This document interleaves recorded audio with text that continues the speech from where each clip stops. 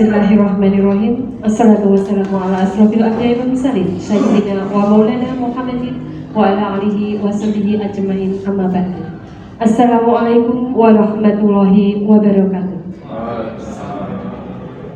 Yang terhormat saudari penyaji Ibu Astia Melinda, Sarjana Pendidikan, Bapak Ibu peserta sosialisasi yang saya hormati, marilah senantiasa mengucap syukur kehadirat Tuhan Yang Maha Esa atas nikmat dan karunia-Nya sehingga kita bisa bersama melaksanakan kegiatan ini.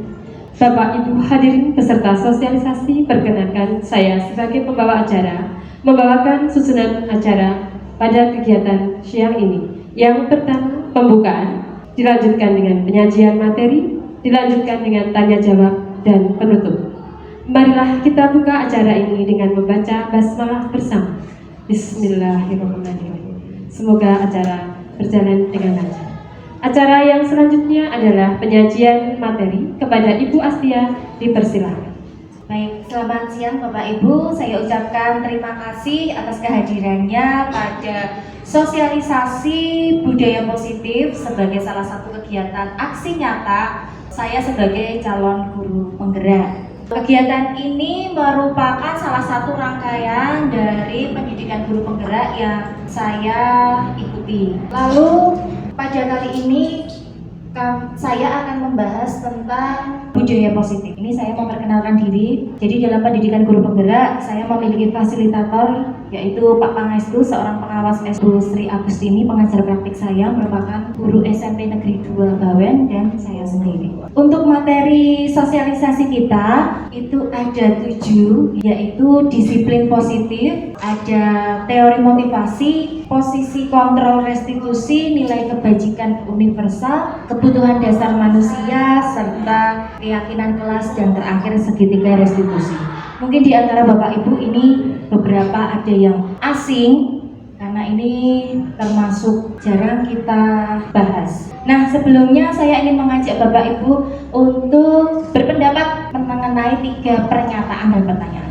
Setujukah Bapak Ibu dengan pernyataan hukuman dapat mendisiplinkan anak?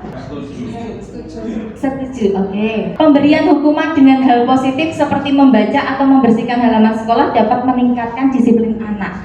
Setuju bukan?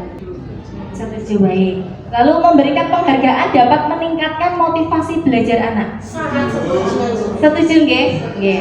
Lalu nanti ini akan setuju tidak setuju, benar atau tidaknya akan kita jawab di materi yang akan saya bahas. Sebelumnya saya ingin menjelaskan dulu sebuah perubahan paradigma. Dasarnya itu adalah filosofi Ki Hajar Dewantara, di mana pendidik itu bersifat menuntun dan anak itu berkembang sesuai dengan kodrat alam dan zamannya. Ini ada satu permainan, mungkin nanti bisa juga dipraktekkan Bapak Ibu di kelas juga, tentang mempertahankan apa yang menjadi miliknya. Jadi di sini nanti berpasangan Bapak Ibu, satu orang menggenggam sobekan kertas dan kertas itu di dalamnya tertulis suatu tulisan. Lalu teman yang lainnya berusaha untuk sekuat tenaga melihat kata-kata yang ada di genggaman itu, entah dengan merayu, dengan membujuk, mengancam, menghadap, merayu, menyuap, apa saja yang bisa dilakukan. Dan ini sudah pernah saya praktekkan di kelas. Yang terjadi adalah ada anak yang dengan kekehnya tidak mau, pokoknya kertasnya sampai dipaksa teman-temannya, ya, jarinya itu sampai sakit gitu, sampai merah. Ada yang mempertahankan, ada yang nyah gitu ya, memperlihatkan begitu. Ada 2 kemungkinan yang terjadi.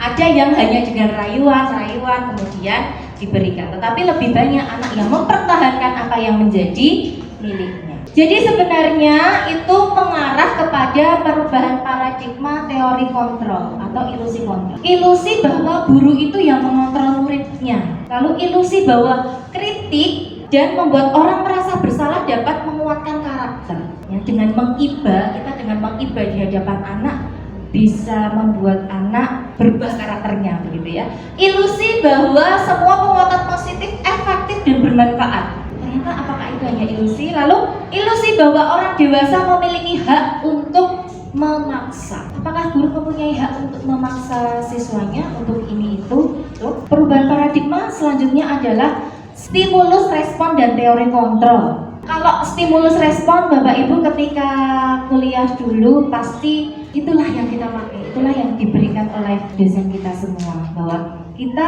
mencoba mengubah orang agar berpandangan sama dengan diri kita. Tetapi ternyata bukan teori baru, tapi yang diangkat gitu ya, yang baru diangkat teori kontrol, yaitu kita berusaha memahami pandangan orang lain tentang dunia. Lalu kalau stimulus responnya perilaku buruk dilihat sebagai suatu kesalahan, tapi teori kontrolnya adalah semua perilaku memiliki tujuan. Masuk seandainya itu adalah perilaku yang negatif. Stimulus responnya adalah orang lain bisa mengontrol saya, lalu teori kontrolnya adalah hanya Anda yang bisa mengontrol diri Anda sendiri. Di permainan tadi, Bapak Ibu mau memberikan kertasnya atau mau mempertahankan, itu kira-kira kehendak siapa? Kehendak kita sendiri toh. Kalau kita dirayu, kita luluh, silahkan diberikan, itu hak Anda. Jenengan mau sampai dipaksa tangannya sampai pegel, mau patah, tidak mau memberikan, itu juga hak diri kita sendiri. Saya bisa mengontrol orang lain, itu stimulus respon. Tetapi ternyata di teori kontrolnya adalah kita tidak bisa mengontrol orang lain. Ya, lalu pemaksaan di stimulus respon, pemaksaan ada pada saat bujukan gagal. Pemaksaan ada ketika dibujuk pelan-pelan tidak bisa, wes belai aja gitu ya. Tapi di teori kontrol ternyata kolaborasi dan konsekuensi menciptakan pilihan-pilihan baru. Dan yang terakhir, model berpikir menang atau kalah. Saya yang menang atau dia yang kalah, atau saya kalah dia menang. Sedangkan teori kontrol bisa dikatakan win-win solution atau menang-menang. Ini keterkaitannya yang kita akan pelajari tentang disiplin positif. Inilah yang diangkat di guru penggerak dan kurikulum merdeka tentang disiplin positif, di mana disiplin positif ini ternyata bisa diperoleh dari beberapa materi yang akan kita bahas, termasuk ada teori motivasi, 5 posisi kontrol, kebutuhan dasar manusia, dan seterusnya. Kalau di budaya positif ini yang diublek-ublek itu tentang disiplin, karena itu yang menjadi masalah utama di sekolah, tentang kedisiplinan ya. Setuju ya kita ya, bahwa itu menjadi masalah utama. Ya, jadi disiplin itu sebenarnya artinya ternyata belajar dari bahasa Latin. Makna asalnya berkonotasi dengan disiplin diri dari murid-muridnya Socrates dan Plato. Tetapi karena budaya yang merubah makna disiplin menjadi sesuatu yang dilakukan seseorang pada orang lain untuk mendapatkan kepatuhan, bukan lagi dari awalnya yaitu belajar atau disiplin diri. Jadi ada pergeseran makna di sini. Lalu untuk teori motivasi, ternyata manusia itu digerakkan oleh 2 motivasi, motivasi eksternal dan internal. Motivasi eksternal itu terdiri dari biasanya anak melakukan sesuatu karena 1 agar tidak dihukum, 2 agar mendapatkan penghargaan. Itu yang eksternal, berasal dari luar. Sedangkan yang internal itu memang dari kesadaran dirinya sendiri. Seperti contohnya adalah ini, untuk menghindari ketidaknyamanan atau hukuman, termasuk motivasi eksternal. Untuk mendapatkan imbalan dari orang lain atau institusi, itu juga motivasi eksternal, gitu ya. Saya mau ikut atau saya mau melakukan sesuatu jika dapat penghargaan atau dapat hadiah, begitu. Tapi yang terakhir inilah yang kita usahakan sebagai paradigma baru di kurikulum merdeka, yaitu menghargai diri sendiri. Saya mau melakukan sesuatu karena untuk menghargai diri saya sendiri. Itulah motivasi internal yang merupakan tujuan dari disiplin positif. Ini kata-kata dari Ki Hajar Dewantara tentang kemerdekaan belajar. Merdeka itu artinya tidak hanya terlepas dari perintah, tetapi juga cakap untuk memerintah diri sendiri. Jadi yang dimaksud Ki Hajar Dewantara, merdeka bukan berarti semaunya sendiri, tetapi dengan adanya kemerdekaan, siswa itu memiliki hak penuh untuk disiplin diri dalam mencapai apa yang akan mereka 7. Di sini ada istilah restitusi Bapak Ibu untuk mencapai kedisiplinan positif. Restitusi di sini adalah proses menciptakan kondisi bagi murid untuk memperbaiki kesalahan mereka sehingga mereka bisa kembali pada kelompok mereka sendiri dengan karakter yang lebih baik. Restitusi ini juga merupakan proses kolaboratif yang mengajarkan murid mencari solusi atas masalah mereka dan membantu murid berpikir tentang orang seperti apa aku untuk menjadi yang diinginkan, mencapai tujuan mulia. Jadi untuk restitusi ini adalah satu proses di mana anak yang bersalah kita proses, kita bantu untuk dia menyadari dirinya sendiri, kita bantu untuk menemukan solusinya, akhirnya mereka bisa kembali ke kelompok mereka dengan karakter yang lebih baik. Ciri-cirinya adalah ada 9. Yang pertama, bukan untuk menebus kesalahan namun untuk belajar dari kesalahan. 2, memperbaiki hubungan. 3, tawaran, bukan paksaan. Restitusi menuntun untuk melihat ke dalam diri. Restitusi mencari kebutuhan dasar yang mendasari tindakan. Restitusi diri adalah cara yang paling baik. Restitusi fokus pada karakter bukan tindakan. Restitusi fokus pada solusi. Restitusi mengembalikan murid yang berbuat salah pada kelompoknya. Lalu nilai kebajikan. Jadi untuk mendisiplinkan anak itu kita perlu menyepakati yang namanya nilai kebajikan universal. Nilai kebajikan ini adalah sifat-sifat positif manusia yang merupakan tujuan mulia yang ingin dicapai setiap individunya. Dengan nilai-nilai kebajikan ini diyakini seseorang itu bisa tergerak karena dirinya sendiri yang membentuk motivasi intrinsik. Contoh dari nilai-nilai kebajikan yang ingin dicapai oleh setiap anak Indonesia yang kita gaungkan akhir-akhir ini adalah profil pelajar Pancasila. Inilah nilai kebajikan universal yang dipilih untuk kurikulum merdeka, yaitu beriman, bertakwa kepada Tuhan Yang Maha Esa dan berakhlak mulia, mandiri, bernalar kritis, berkebinekaan global, bergotong royong dan kreatif. Itu menjadi output kita ketika melaksanakan kurikulum merdeka. Lalu teori selanjutnya yang harus kita perhatikan untuk menuju disiplin positif adalah kebutuhan dasar manusia. Bapak Ibu perlu tahu bahwa manusia itu memiliki 5 kebutuhan dasar. Yang pertama itu adalah kebutuhan untuk bertahan hidup seperti makan, minum, pakaian, ya sandang pangan papan ngoten nggih. Lalu berikutnya adalah ada kebebasan, kesenangan, kasih sayang dan rasa diterima serta penguasaan. Biasanya orang melakukan suatu tindakan itu karena mereka memiliki kebutuhan yang harus terpenuhi. Ini saya amati di anak-anak kita Bapak Ibu. Contohnya kalau istirahat kelas 8 itu sukanya membuat gumpalan kertas, diisolasi, tendang-tendangan, lempar-lemparan. Kalau menurut Bapak Ibu, dari kelima kebutuhan dasar ini, anak-anak itu yang seperti itu ya, yang main bola dengan kertas itu, dia ingin melengkapi kebutuhan yang apa nggih? Kesenangan. Betul Bapak Ibu, kesenangan. Jadi anak-anak kita itu kenapa dia melakukan seperti itu? Karena ya dia butuh kesenangan. Dia harus memenuhi kebutuhan kesenangannya dia. Lalu ada juga ya anak, ini ada satu anak, ya banyak sih ya sebenarnya, yang ikut-ikutan temannya. Contohnya yang kemarin booming adalah seragamnya diorek-orek. Yang sebenarnya pelaku yang seragamnya diorek-orek itu ada anak-anak yang manis ya, bisa kita bilang anak manis, anak yang boten neko-neko. Tetapi kok dia ikut-ikutan gambar-gambar seragamnya dengan spidol ataupun ballpoint. Menurut Bapak Ibu, mereka itu haus akan kebutuhan apa nggih? Ikut temannya, karena temannya di kelas itu kok sebagian besar gambar. Kalau bertahan hidup mana nggih? Makan, minum ya. Apa?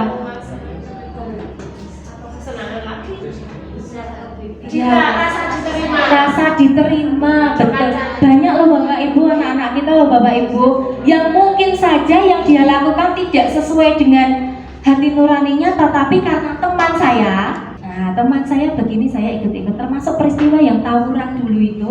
Ternyata ketika diselidiki itu yang ngompor-ngompori bukan anak-anak kita, anak-anak yang dulu tidak lulus dari tempat ini, anak-anak luar yang tidak dikenal, itu yang ngompor-ngompori. Tapi karena mereka ini takut, ingin diterima dalam kelompoknya, mereka ikut-ikutan.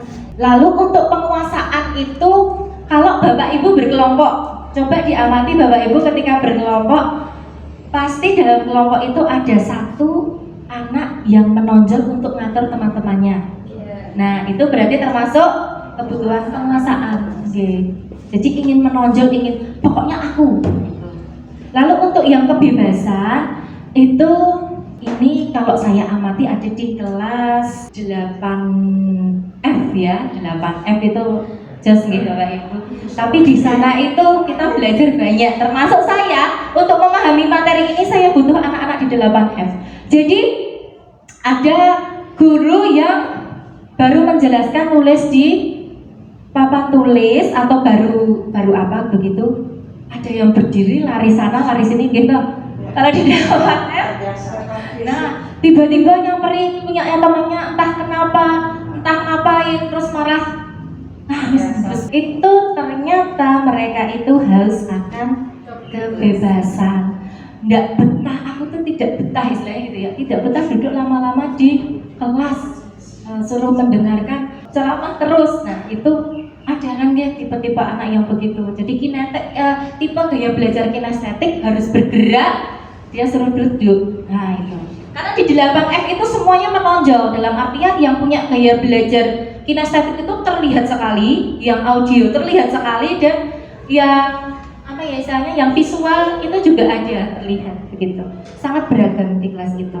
Oleh karena itu, untuk mendukung kembali lagi ya, selain kebutuhan dasar manusia untuk menuju ke budaya positif itu, kita juga butuh keyakinan kelas. Bapak Ibu pasti di awal semester melakukan yang namanya kesepakatan kelas. Itu di kelas saya kita menyepakati kalau kelasnya Pak Veno kayaknya ada itu ya Pak ya, mesti ya begini begitu, termasuk misalnya penggunaan HP, izin keluar kelas atau apapun itu pasti ada. Nah, mengapa tidak peraturan saja? Mengapa harus keyakinan kelas di sini? Ya, mengapa? Nah ini contohnya begini. Mengapa kita memiliki peraturan harus menggunakan helm bila mengendarai kendaraan roda 2? Alasannya apa Bapak Ibu? Kenapa harus pakai helm? Betul, keselamatan. Mengapa kita memiliki peraturan 3M, menggunakan masker, mencuci tangan, dan menjaga jarak? Kalau tadi kan yang pertama keselamatan, kalau yang kedua betul kesehatan. Mengapa kita memiliki peraturan harus datang tepat waktu saat mengikuti pelatihan? Misalnya disiplin. Yang Bapak Ibu jawab inilah yang namanya keyakinan, nilai-nilai universal tadi. Jadi untuk mendukung motivasi intrinsik, kita harus kembali ke nilai-nilai atau keyakinan-keyakinan, karena inilah yang menggerakkan anak-anak kita dengan motivasi intrinsik dibandingkan peraturan-peraturan yang sebenarnya mereka berat gitu ya. Nah begini, inilah yang akan dicapai sebenarnya. Jadi dari peraturan kelas itu dibentuk dari keyakinan kelas, di mana keyakinan kelas itu nanti akan menciptakan lingkungan yang positif. Lingkungan yang positif, lingkungan yang aman dan nyaman bagi anak-anak untuk berkembang sesuai dengan kodratnya, dan akhirnya menimbulkan budaya positif. Itulah yang ingin dicapai begini skemanya. Ini saya sudah melakukan di kelas 7, yaitu tentang keyakinan kelas. Ini kalau menurut Bapak Ibu di yang kotak itu ya, yang mana yang keyakinan kelas? Apakah yang menjaga kebersihan, mengumpulkan tugas, aktif dalam pembelajaran, meminjam barang, atau kejujuran? Di manakah yang termasuk keyakinan kelas atau yang mengandung nilai-nilai kebajikan universal? Di antara A, B, C, D, E gitu ya, yang termasuk dengan keyakinan kelas. menjaga kebersihan kelas, Meminjam barang. meminjam barang, juga ada aktif. Yang mana ya? Ini positif semua Bapak Ibu. Ini positif semua. Ini keyakinan kesepakatan ya, atau kelas impian kalau saya membahasnya kelas impian. Tapi yang di antara 5 pernyataan tadi yang termasuk keyakinan kelas manakah? Menjaga kebersihan. Kenapa? Kenapa menjaga kebersihan kelas Bu Oki?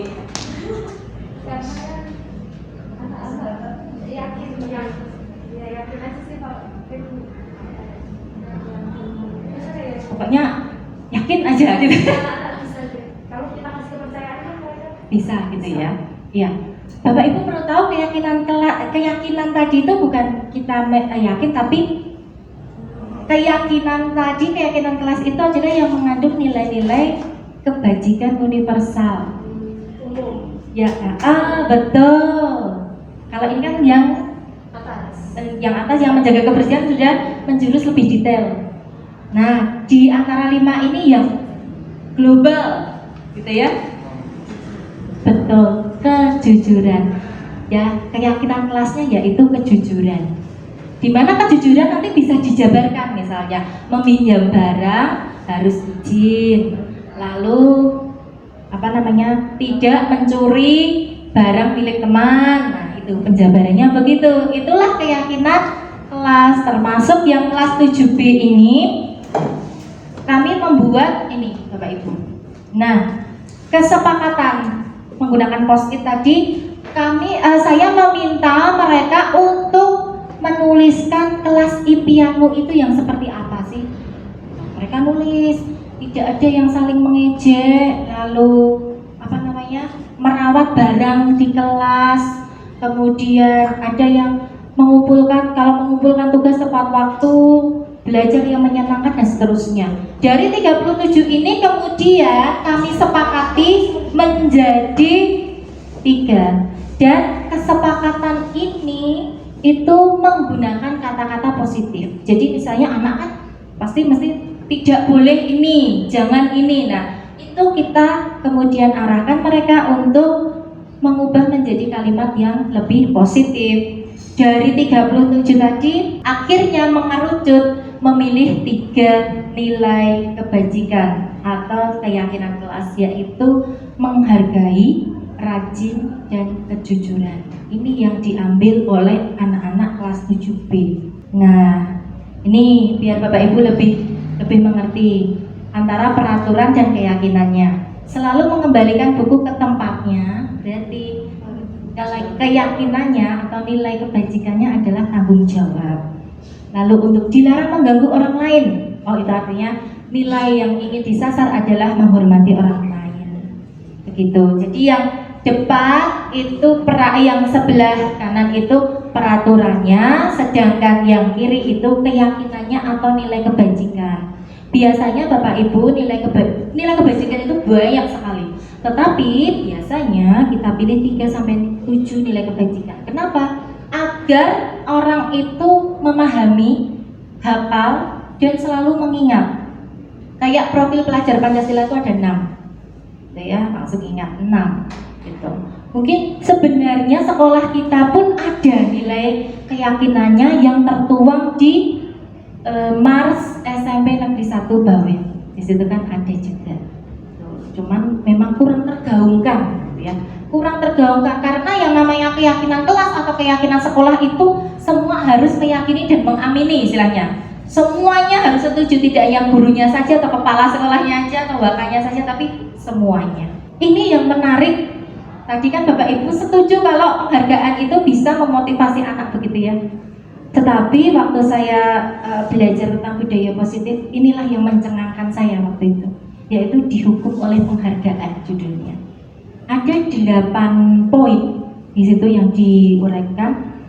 Ternyata ada istilah dihukum oleh penghargaan, di mana ternyata penghargaan itu pengaruh yang dihasilkan jangka pendek dan jangka panjang. Yang kedua, penghargaan itu menghukum karena menjadi beban kita. Kemarin kita diberikan penghargaan, misalnya diberikan sejumlah uang karena datang terus kurang dari jam 7, misalnya setengah 7 terus dikasih penghargaan berupa misalnya HP gitu ya, kan terus akhirnya kita menjadi terbebani karena harus mempertahankan apa yang sudah kita dapat. Lalu penghargaan mengurangi ketepatan. Penghargaan ternyata tidak efektif karena bersifat sementara. Penghargaan merusak hubungan sosial. Nah, ini yang agak mengagetkan. Kok bisa? Bisa. Namanya manusia, sifat dasar manusia, ya ini memang kita punya, tidak bisa kita tolak adalah kita itu punya rasa iri. Gitu, punya rasa iri ketika temannya dapat sesuatu dari atasannya, misalnya kita kan alah mau biasanya mana pulang nih kok iso begini, kok iso begitu, mantan. Ternyata itu merusak hubungan sosial, merusak kekeluargaan ya pasti. Penghargaan menurunkan kualitas, penghargaan mematikan kreativitas, penghargaan mengurangi motivasi intrinsik. Jadi begini, kalau yang saya terima, yang saya terima di pemikiran saya adalah ketika ini penghargaan dalam bentuk uang dan barang ya, gitu ya, itu ternyata bisa menurunkan idealisme seseorang. Contohnya saja, dia seorang desainer, gitu ya, dia tidak dibayar, pokoknya berkarya, karyanya bagus. Tapi ketika dia dikejar-kejar oleh tender yang dia dibayar 50 juta tapi harus begini, begitu, dah kreativitasnya menurun. Tentang hukuman dan konsekuensi, ya, hukuman itu lebih pada yang memberikan suatu ya hukuman, ya. Kalau konsekuensi itu adalah kita memberikan suatu tindakan yang sesuai dengan apa yang telah dia langgar. Kita lihat coba, mencatat 100 kali di dalam buku kalimat saya tidak akan terlambat lagi, saya tidak akan terlambat lagi, begitu sampai 100. Menurut Bapak Ibu ini hukuman atau konsekuensi? Betul, hukuman, karena tidak logis antara dia datang terlambat dan menulis. Lalu lari mengelilingi lapangan basket 2 kali karena terlambat. Betul, hukuman. Murid diminta untuk push up 15 kali karena tidak menggunakan masker. Hukuman. Menggantikan kertas tugas teman yang dicoret-coret. Konsekuensi. Membersihkan tumpahan air di meja tulis karena tersenggol saat belajar. Konsekuensi. Tidak mengenakan, itu harusnya tidak mengenakan sepatu seharian karena tidak mengenakan sepatu hitam. Tidak menggunakan sepatu seharian di sekolah karena maaf, ini ada yang istilahnya anak itu disuruh lepas sepatu, sepatunya disita karena sepatunya tidak hitam. Konsekuensi apa hukuman gitu? Iya, itu hukuman. Nah, itulah yang menampar saya ketika waktu itu bertemu dengan fasilitator dan narasumber, gitu. Karena ditanyakan guru BK sering menyita sepatu, ternyata itu hukuman yang harus kami ganti, kita semua ganti dengan konsekuensi. Lari mengelilingi lapangan basket 2 kali karena terlambat 10 menit untuk pelajaran PJOK.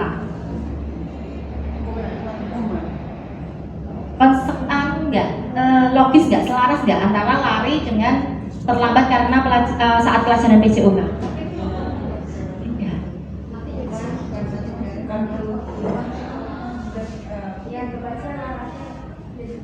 Kalau menurut Bu Fitri, dia terlambat, berarti dia mendapat hukuman seperti itu.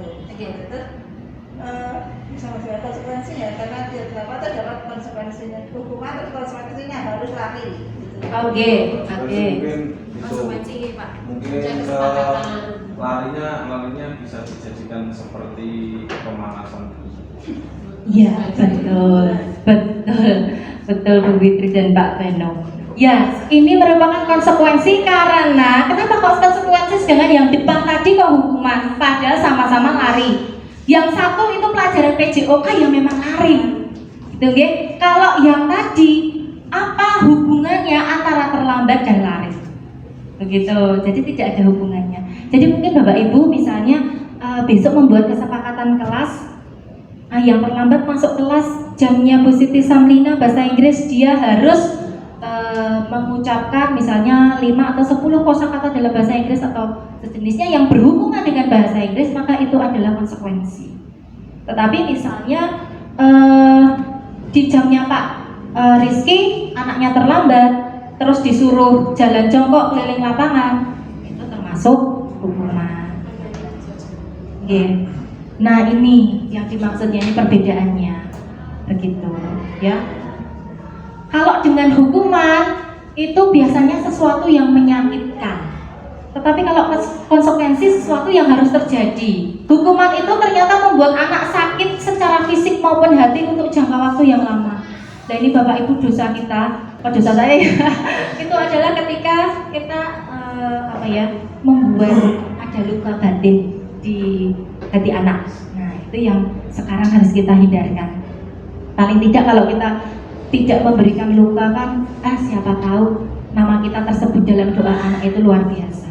Membuat anak merasa tidak nyaman dalam jangka waktu pendek kalau konsekuensi. Lalu anak membenci kedisiplinan karena kedisiplinan itu menyakitkan di pikirannya anak. Padahal kalau yang konsekuensi itu ada stimulus, anak menghargai disiplin. Oh aku disiplin karena aku menghargai diri. Lalu paksaan, sifatnya paksaan. Kalau yang konsekuensi stimulus tanggapan. Lalu hukuman mendorong anak menyakiti diri sendiri. Lalu ini mendorong anak agar mudah menyesuaikan diri. Lalu konsep diri menjadi buruk.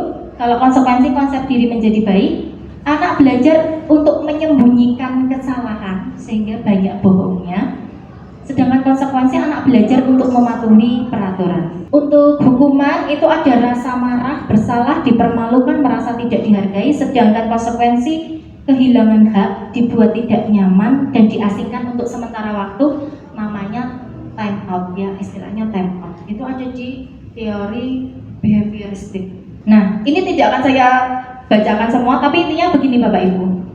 Sebenarnya dalam mendisiplinkan anak itu ternyata ada 3. Kita kan tadi mengenal hukuman konsekuensi. Ada tambahan satu lagi yaitu restitusi. Yang hukuman itu membuat identitas diri anak gagal. Dia menjadi merasa bersalah, malu, menjadi anak yang memiliki konsep diri negatif. Sedangkan yang konsekuensi dan restitusi ini membuat identitas yang sukses.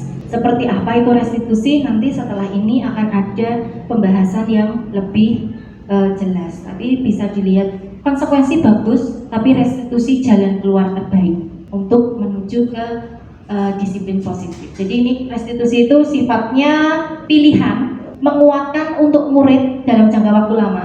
Tanda kutip korban mendapatkan ganti, murid atau anak mendapatkan penguatan, masalah terpecahkan. Murid belajar bertanggung jawab untuk perilakunya, fokus pada pemecahan masalah dalam jangka waktu panjang. Apa yang kamu yakini, apa yang bisa kamu lakukan untuk memperbaiki kesalahan. Jadi fokusnya adalah solusi yang membuat anak atau murid menghormati dirinya sendiri dan orang lain. Lalu yang berikutnya adalah posisi kontrol. Dalam menegakkan disiplin itu ada 5 posisi yang bisa dilakukan oleh guru. Yang pertama penghukum, itu tarapannya paling rendah. Lalu pembuat orang merasa bersalah, teman, pemantau dan manajer. Ini sudah di kotak-kotakan. Ini ada kata-kata yang ya sambil kita refleksi bersama Bapak Ibu, apakah kita sering mengatakan ini? Itu yaitu penghukum. Guru berbuat menghardik, menunjuk-nunjuk, menyakiti, menyindir. Tetapi kalau pembuat orang merasa bersalah atau membuat siswa menjadi merasa bersalah, itu ceramah dan mengatakan seharusnya kamu tuh gini, ibu tuh kecewa sama kamu karena begini-begitu. Okay? Kalau teman itu membuat alasan-alasan untuk muridnya. Jadi alasan-alasan untuk muridnya kan, kamu tuh jangan gini, tahu nggak? Kan kasihan guru. Lalu pemantau itu menghitung dan mengukur. Menghitung dan mengukur, ada catatannya. Kesepakatan kita adalah terlambat 10 menit harus mengucapkan 5 kosakata bahasa Inggris. Kamu terlambat sudah 12 menit. Berarti kamu harus gitu. Ada hitungannya. Itu. Dan yang terakhir manajer itu adalah mengajukan pertanyaan-pertanyaan. Kenapa kamu terlambat? Apakah dengan terlambat ini kamu sudah menaati keyakinan kelas dan seterusnya. Lalu ini guru berkata kalau penghukum, kalau kamu tidak melakukannya awas, rasakan, gitu. Kalau pembuat rasa bersalah, kamu seharusnya tuh tahu. Ibu lelah sekali mengatakannya, ibu stres, kamu itu selalu begitu, gitu ya. Nggak pernah ada perubahan. Lalu kalau yang teman, ayolah demi ibu gitu ya. Ayolah, masa kamu tidak mau? Ingat ibu kan ya pernah bantu kamu, masa ya nggak bisa sekarang gantian bantu dan seterusnya. Kalau pemantau apa peraturannya, apa konsekuensinya? Kalau yang manajer itu apa yang kita yakini, apa yang bisa kamu kerjakan untuk memperbaiki masalah. Selalu bertanya apa yang bisa kamu lakukan untuk memperbaiki masalah yang terjadi. Lalu hasilnya akhirnya anak memberontak, lalu yang membuat orang merasa bersalah ini menyembunyikan atau menyangkal, berbohong. Kalau teman itu ketergantungan, maksudnya ketergantungan adalah karena guru memposisikan sebagai teman, anak itu cuma manut sama gurunya itu toh. Sedangkan ketika bertemu dengan guru lain, enggak karu-karuan. Lalu pemantau itu menyesuaikan diri bila diawasi, anak biasanya begitu. Lalu kalau manajer, anak punya penguatan diri. Nah, yang menarik ini yang murid berkata, kalau ketemu dengan guru dengan posisi penghukum, alah biarkan saja, nanti juga marah-marah lagi. Alah wis biasa. Gitu. Terus kalau pembuat orang merasa bersalah, anak pasti bilang, maaf ya bu, maaf ya pak. Belum ada apa-apa biasanya gitu, maaf ya bu, maaf ya pak. Kita terima maafnya pak, maafnya itu buat apa? Begitu kan. Lalu kalau yang teman itu ketika gurunya tidak sesuai dengan dia, maka dia akan ngomong, loh saya pikir bapak ibu itu kan teman saya, katanya sahabat murid gitu ya, kok nggak bantu saya bu, tolong tuh bu gitu ya, biasanya kalian tolong tuh pak, ayo tuh pak. Nah begitu. Lalu untuk yang pemantau itu tergantung ada nih berapa banyak bintang yang saya harus peroleh, itu penghargaan. Dia hitung-hitungan berapa halaman yang harus saya tulis, dia langsung tak gitu, langsung misalnya wah aku terlambat 15 menit, Bu Siti berapa kosakata yang harus saya ucapkan hari ini, dia langsung begitu pasti sudah tahu. Tapi akhirnya cenderung hitung-hitungan. Tetapi kalau yang manajer, posisi manajer, murid akan berpikir gimana ya caranya memperbaiki kesalahan begitu. Coba Bapak Ibu yang pernyataan, saya kecewa sekali dengan kamu. Kira-kira posisinya ngomong deh. Saya kecewa dengan kamu Mas Rizky. Kok kamu nggak bikin PR? Padahal kemarin sudah dikasih tahu. Kira-kira kalau begitu posisinya apakah penghukum atau pembuat rasa bersalah, teman, pemantau, atau manajer? Betul, pembuat rasa bersalah, karena kecewa sekali. Kamu tidak pernah benar melakukannya, mesti begitu. Penghukum ya, ayolah lakukan demi Bu Asti, ya teman. Apakah kamu mau mendapatkan stiker bintang hari ini? Tadi pemantau ya, pemantau. Bagaimana kamu bisa menyelesaikan masalah ini? Manajer. Kamu itu selalu yang paling terakhir.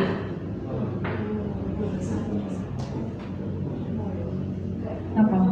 Kan ada 5, penghukum, rasa bersalah, teman, pemantau, manajer. Kamu itu selalu yang mengumpulkan paling terakhir. Wis ngono salah kabeh. Bersalah atau penghukum? Bersalah ya.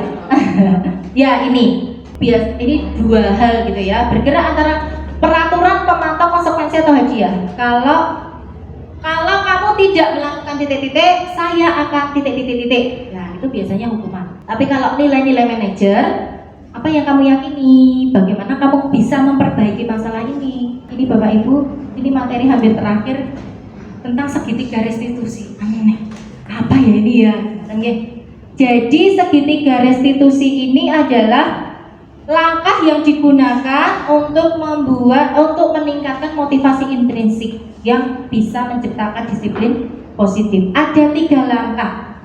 Yang paling bawah adalah menstabilkan identitas, lalu kemudian validasi kebutuhan, dan menanyakan keyakinan. Untuk lebih jelasnya ada di masing-masing. Menstabilkan identitas ini saya secara pribadi pun mempelajari tentang segitiga restitusi, harus benar-benar merenungi begitu.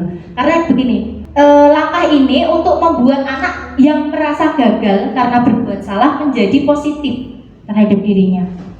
Jadi guru bisa berkata, berbuat salah itu hal manusiawi, tidak ada manusia yang sempurna. Bapak Ibu juga sudah pernah berbuat salah. Bapak Ibu tidak tertarik untuk cari tahu siapa yang salah, tetapi apa yang bisa kita lakukan untuk menyelesaikan ini. Atau kalau kamu menyalahkan dirimu sendiri terus-menerus, apakah kamu bersikap baik pada dirimu dan temanmu dan seterusnya. Jadi istilahnya kita seperti memahami, iya nggak apa-apa, pernah salah ya sama.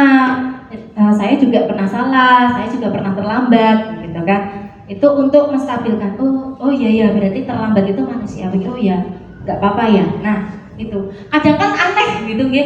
Kalau untuk ukuran yang sehari-harinya kita kan ini aneh, tapi ternyata ini diperlukan untuk anak itu merasa positif dulu. Oh berarti nggak apa-apa ini, aku terlambat. Tapi setelah itu kita membantu anak menggali kebutuhan dasar, 5 kebutuhan dasar lagi untuk dipenuhi ketika melakukan kesalahan.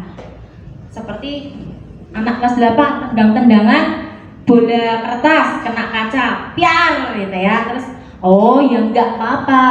Dulu ibu atau bapak pernah melakukan kesalahan, pernah merusakkan barang sekolahan gitu ya. Bukan pernah tendang-tendangan ya. Oh pernah ya, dulu ibu juga pernah memecahkan gelas misalnya, atau memecahkan gelas pirek di lab. Wah itu mahalnya luar biasa misalnya. Setelah itu baru kita bisa berkata, kamu bisa saja lebih parah ya itu ya, nggak cuma 1 kaca mungkin 4 kaca bisa pecah ya tadi ya, tendangannya keras sekali gitu. Tapi terus kita tanya, ya kok bisa seperti itu, kenapa? Apa yang penting bagi kamu? Apa yang kamu cari sehingga melakukan hal tersebut? Kita mengarahkan untuk mencari jalan lain. Misalnya, bosen kok bu, kan biar seru. Berarti dia kebutuhannya apa itu tadi?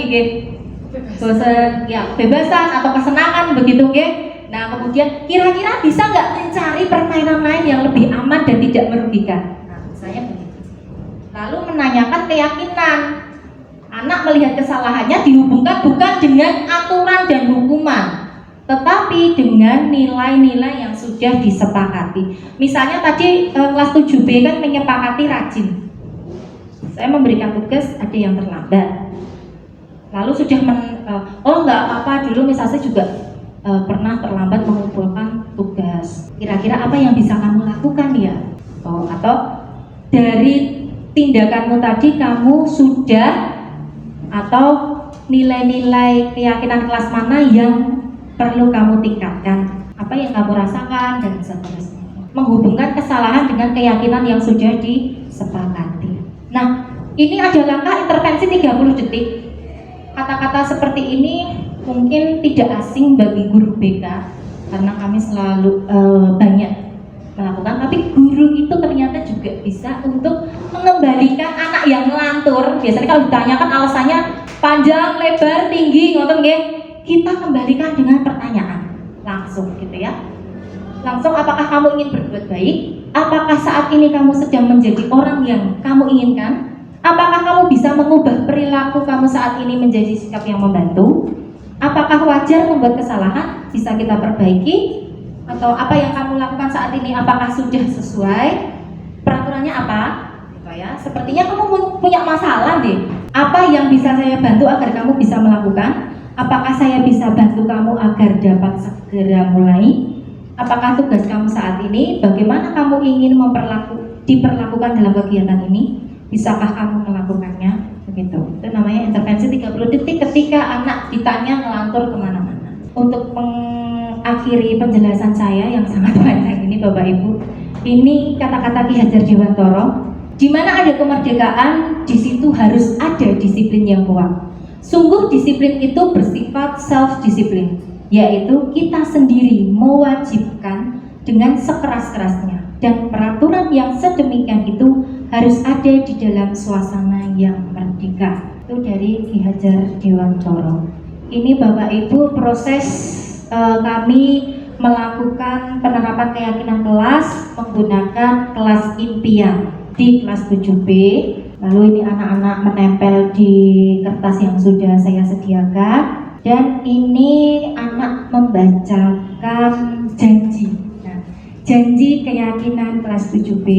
Baik, itu tadi penjelasan dari saya mengenai budaya positif. Apakah ada yang perlu ditanggapi Bapak Ibu? Sambil saya memperlihatkan cuplikan sebentar saja tentang ini aksi nyata saya di kelas. Baik Bapak Ibu, demikianlah pemaparan dari saya. Saya ucapkan terima kasih sebanyak-banyaknya atas kesediaan Bapak Ibu mendengarkan pemaparan dari saya. Akhir kata, wassalamualaikum warahmatullahi wabarakatuh.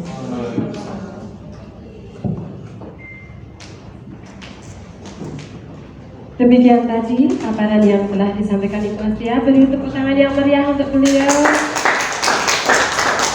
Acara selanjutnya yaitu sesi tanya jawab kepada para peserta. Semoga dengan bertanya atau memberikan tanggapan. Oh iya, ada. Terima kasih atas waktunya. Saya dari pemaparan tadi terlihat sekali bahwa hukuman atau pemaksaan tidak sesuai dengan atau tidak sesuai dalam pembelajaran. Kemudian bagaimana cara mendisiplinkannya? Yang pasti memang kalau untuk di penjelasan budaya positif ini hukuman tidak sesuai ya, karena kita lebih menekankan pada konsekuensi atau restitusi.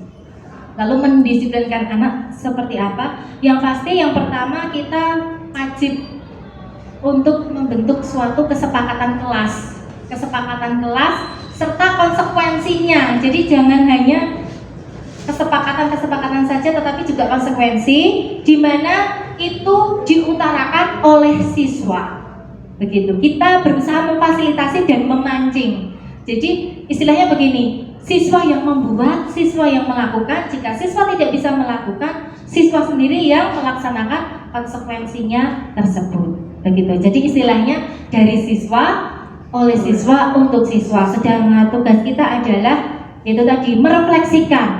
Kita sebagai posisinya manajer, Bu. Jadi kesalahanmu apa, aturannya bagaimana, itu sebagai pemantau. Kalau manajer, apa yang kamu lakukan, solusinya apa, begitu. Kita tidak perlu mengungkit-ungkit siapa yang salah, karena itu muter terus Ibu.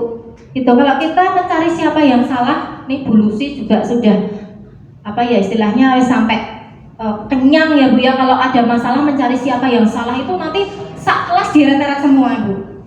Udah sekarang pokoknya solusinya apa yang bisa kalian lakukan untuk mengatasi masalah ini, begitu. Ngoten nggih Ibu, terima kasih.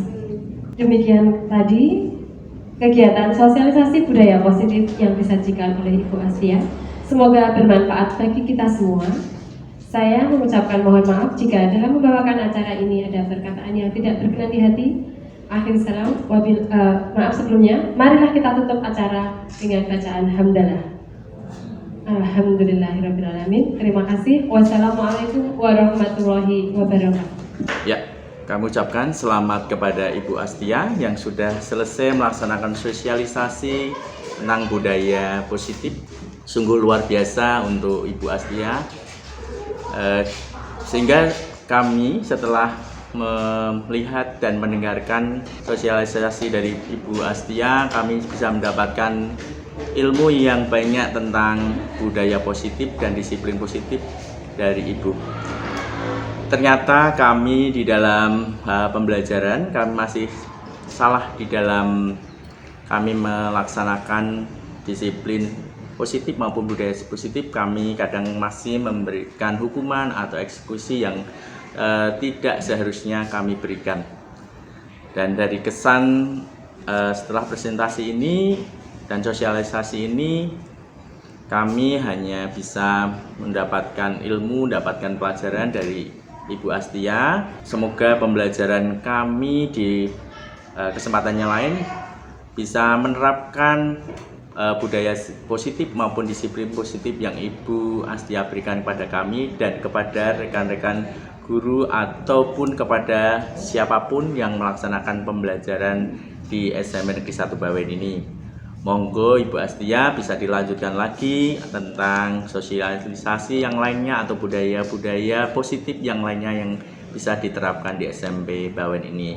Sekali lagi kepada Ibu Astia kami ucapkan terima kasih dan selamat bekerja selamat bergerak dan menjadi guru penggerak yang bagus. Terima kasih.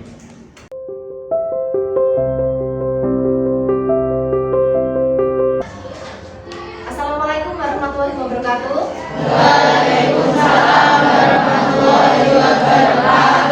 Sebelum kita memulai kegiatan kita pada siang hari ini, ada baiknya kita berdoa terlebih dahulu. Silakan satu orang memimpin.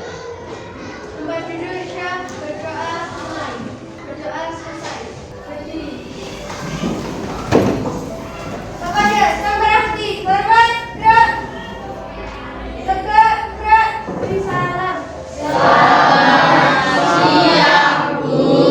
Selamat siang, silakan duduk. Kita akan membuat terlebih dahulu kesepakatan kelas. Maka Miss Asti mau mengajak kalian untuk membuat suasana kelas impian. Tentu kalian punya ya kelas impian masing-masing ya. Nah, coba direnungkan, coba dipikirkan. Nanti kita akan tulis bareng-bareng.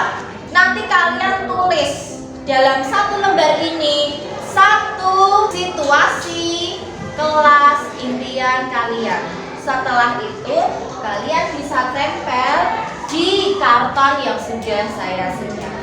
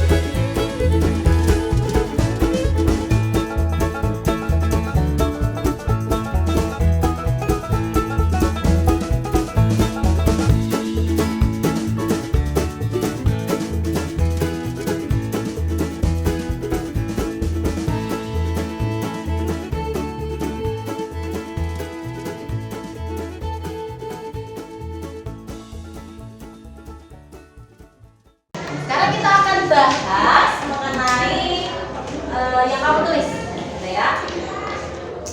Ada saling tolong menolong, saling menghargai, kelas yang bersih, teman yang baik, guru yang asik.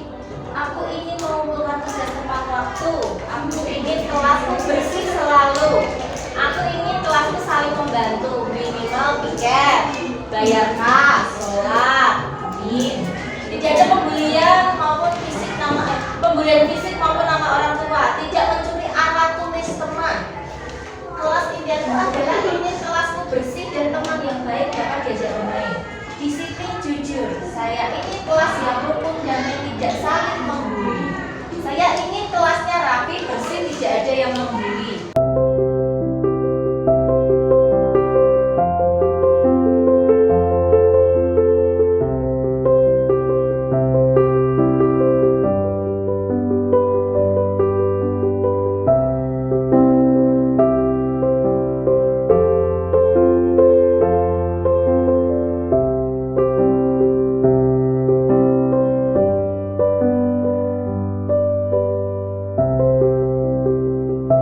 Itu tadi semua yang sudah kalian tulis. Dari semua yang kamu tulis ini, banyak sekali yang mengatakan menginginkan kelas yang tidak ada bullyingnya. Betul ya? Maka kita terjemahkan menjadi kata positif, karena bullying itu kan kata negatif. Tadi kan ada yang dikatakan mengerjakan tugas tepat waktu, piket, terus kelasnya bersih, ya, tidak kotor dan seterusnya. Itu bisa kita ringkas menjadi satu keyakinan, yaitu rajin. Setuju nggak? Setuju. Kira-kira kalau kita semua rajin piket, bagaimana kondisi kelasnya? Bersih. Kami siswa kelas 7B meyakini bahwa sangat penting untuk menghargai satu sama lain. Kami siswa kelas 7B meyakini bahwa sangat penting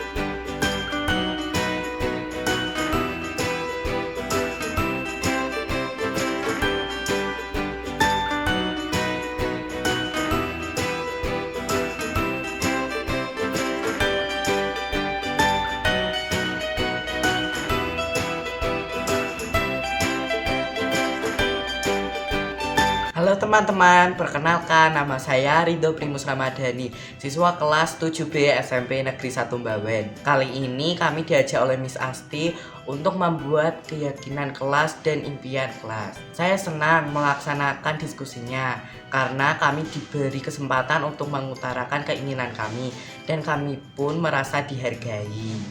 Kami senang ikut terlibat menyusun keyakinan kelas kami. Dengan begini kami tidak merasa terpaksa dalam mengikuti kesepakatan yang sudah kami susun bersama. Terima kasih, salam merdeka belajar.